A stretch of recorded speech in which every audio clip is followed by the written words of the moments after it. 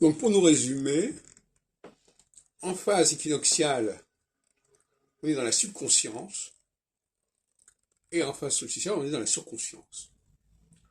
En phase équinoxiale, on est programmé par le plan divin, par un plan cosmique, par un plan astrologique. Et donc on fait les choses sans le savoir, sans en être pleinement conscient. On prend un certain nombre de décisions à certains moments sans que ce soit lié à une quelconque conscience de ce qu'on fait et de ce qui est en jeu.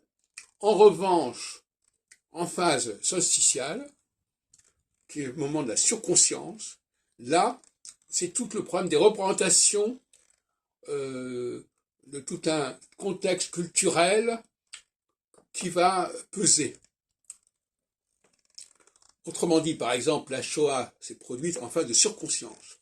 Donc on savait très bien qui étaient juifs, on était allé les recruter, si on peut dire, on est allé les ramasser, les rafler, on peut aller les rappeler les Veldiv, en connaissance de cause, non pas parce qu'ils avaient telle et telle particularité, mais parce qu'ils étaient connus comme étant juifs, et non pas en raison de telle et telle faculté mentale, etc.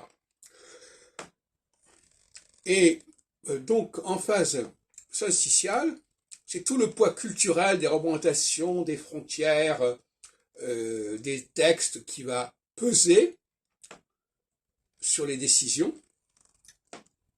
Et donc on est dans une phase, on pourrait presque dire humaniste, on peut dire, c'est-à-dire que ce sont les hommes qui ont inventé cela, une phase babélique en quelque sorte. Alors qu'en phase subconsciente, on est dans un processus qui est transcendantal. C'est-à-dire qu'il y a des catégories qui sont fixées, les juifs, les femmes, et puis on a entendu le poids du calendrier cosmique, calendrier astrologique. Et là, effectivement,